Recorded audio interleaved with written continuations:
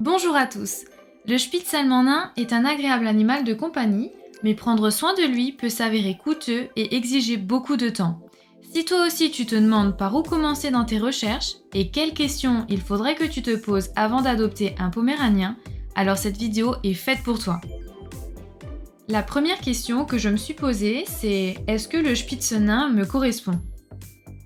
Avant toute chose, tu dois bien entendu te demander si le poméranien est une race faite pour toi. Il ne s'agit pas de vouloir un chien juste pour ses qualités physiques, sans s'informer davantage si la race te correspond réellement. Il est très important de se poser cette première question, car sache que la majorité des abandons sont la conséquence d'une incompatibilité maître-chien.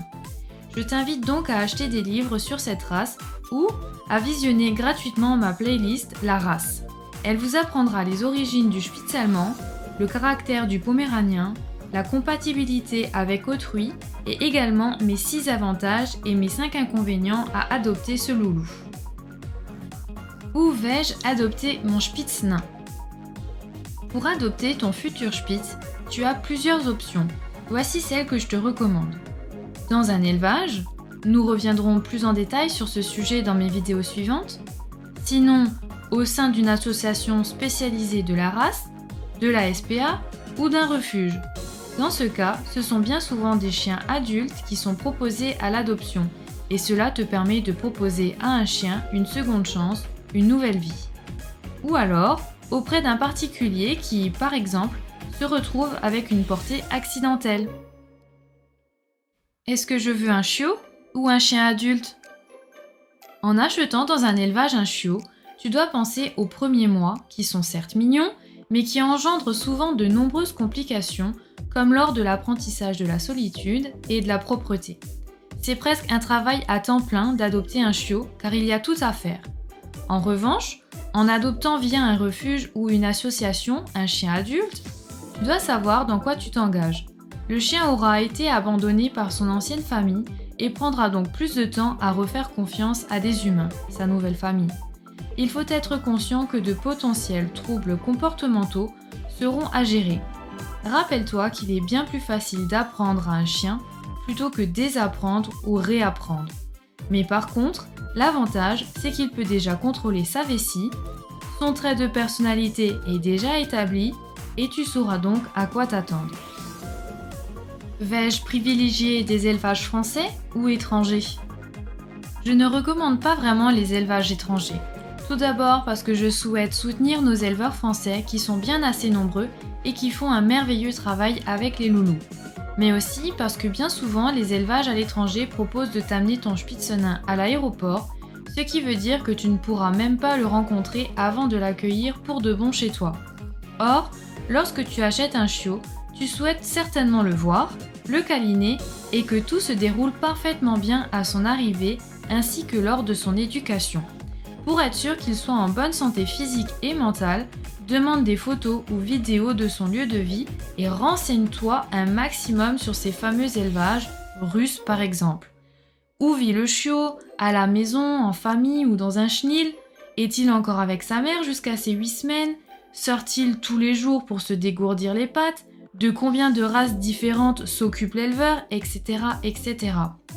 Tu t'apercevras bien rapidement lors des réponses obtenues s'il s'agit d'un éleveur sérieux ou d'une usine à chiots qui élève de nombreuses races différentes à la recherche d'argent facile. Attention également aux achats en animalerie, car les chiots viennent probablement des amateurs d'argent dont je viens de parler, qui approvisionnent les magasins. Les usines à chiots existent pour la seule raison que les animaleries existent. Pour ce qui est des achats lors d'expositions canines françaises, à part si tu as contacté l'éleveur en amont et que c'est plus simple pour toi de récupérer ton chiot lors d'une exposition, évite un achat coup de cœur lors d'une visite en salon du chiot. C'est en effet le meilleur moyen pour risquer une incompatibilité maître-chien et donc à terme un replacement ou pire un abandon. Suis-je plutôt une personne calme ou énergique ? Selon ton propre caractère et si tu as la possibilité de choisir le chiot dans une portée, prends le temps d'examiner le chiot. Tu mettras ainsi toutes les chances de ton côté pour faire le meilleur choix. Ta décision t'engage pour une bonne dizaine d'années. Sois sûr de bien t'entendre avec ce chiot, que le courant passe entre toi et lui avant de l'adopter. Tu peux demander à l'éleveur comment ce chiot en particulier se comporte. Comment réagit-il au bruit, à la circulation, en présence d'enfants ou d'autres animaux. Il existe un test appelé test de Campbell, élaboré en 1973 pour déterminer le futur caractère du chiot, grâce à différents exercices passés à l'âge de 7 semaines. Mais il paraît qu'il n'est pas fiable à 100%. Vous pouvez toujours tenter. Ai-je une préférence quant au sexe du chiot? Pour prendre ta décision, je te conseille de cliquer sur le lien qui vient de s'afficher à l'écran. Ai-je l'intention de faire des concours avec mon futur Spitz? Si tu réponds oui, il te faudra donc cibler des élevages qui vendent des Spitz allemands nains LOF, c'est-à-dire inscrits au livre des origines françaises.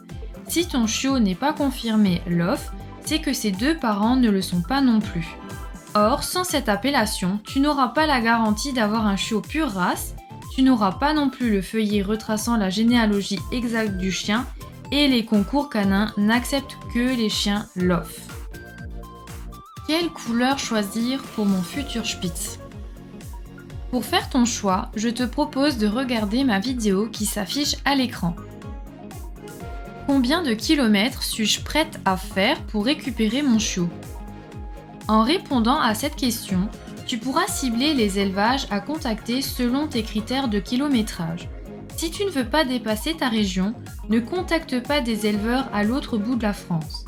Il faut aussi penser au fait que le chiot a perdu tous ses repères et qu'un long voyage en voiture peut le déstabiliser plus encore. Ai-je les moyens financiers pour m'offrir et entretenir un Spitz nain? Si tu optes pour l'achat d'un chiot en élevage, le prix d'un Spitz allemand nain ou un poméranien varie entre 1000 et 4000 euros, selon le sexe du chiot, ses origines, sa couleur et le prestige de l'élevage, si les parents ont reçu des prix de beauté, etc. Par contre, si tu adoptes un chien via une association ou un refuge, tu ne payeras généralement pas plus de 500 euros. Les frais d'adoption sont généralement compris entre 200 et 300 euros. En revanche, si tu achètes un Spitz nain, il peut certes te coûter cher à l'achat si tu le choisis dans un élevage prestigieux, mais au quotidien, et sauf problème de santé majeur, tu peux être assez tranquille, car qui dit petit chien, dit petit budget. Les croquettes reviennent à environ 15 euros par mois pour une alimentation premium.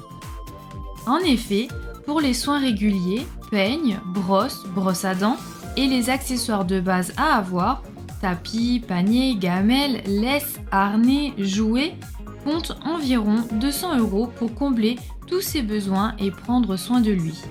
Prévois tout de même une épargne de précaution de 2000 euros dans le cas d'une opération ou autre. On n'est jamais à l'abri d'un accident. Cette première partie se termine ici. Je vous donne rendez-vous la semaine prochaine pour connaître les 10 autres questions à se poser avant d'adopter. Allez, ciao ciao!